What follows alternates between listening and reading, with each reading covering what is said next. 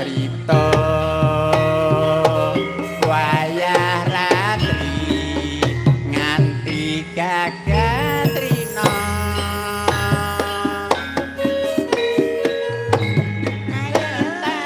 sajroning ati tatan luntur saya marati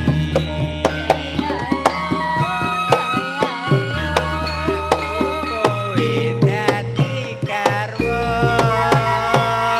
mergo lereng Oh, dadi goyange mah.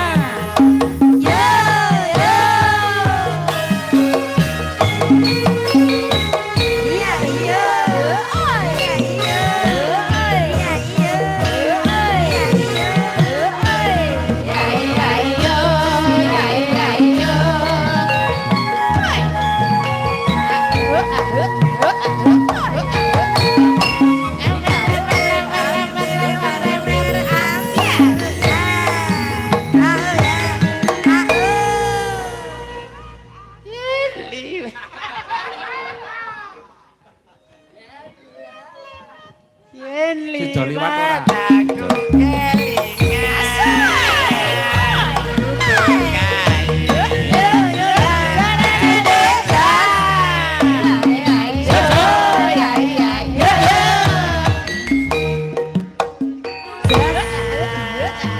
warna abang tondai sor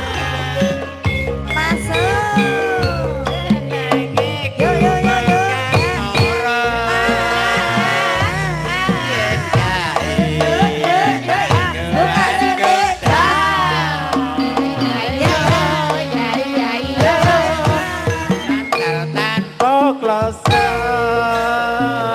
betapete ketaman asmara kae nyibelwati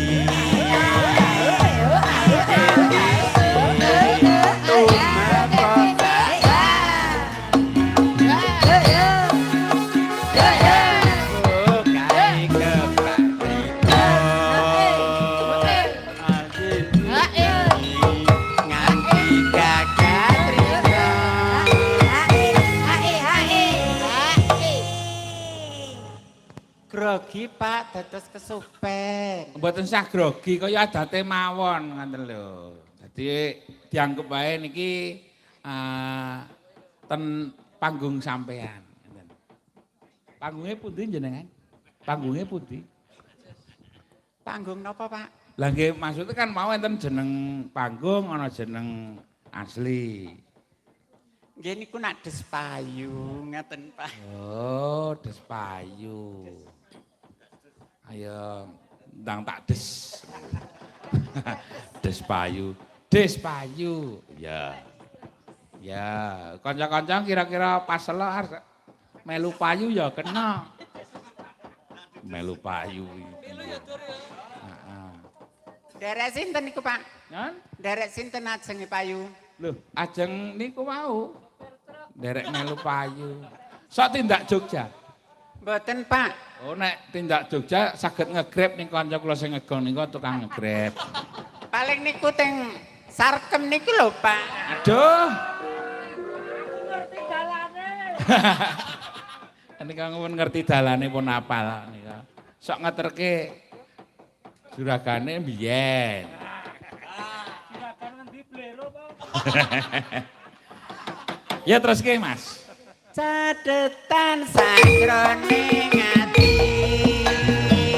tatan luntur saya marani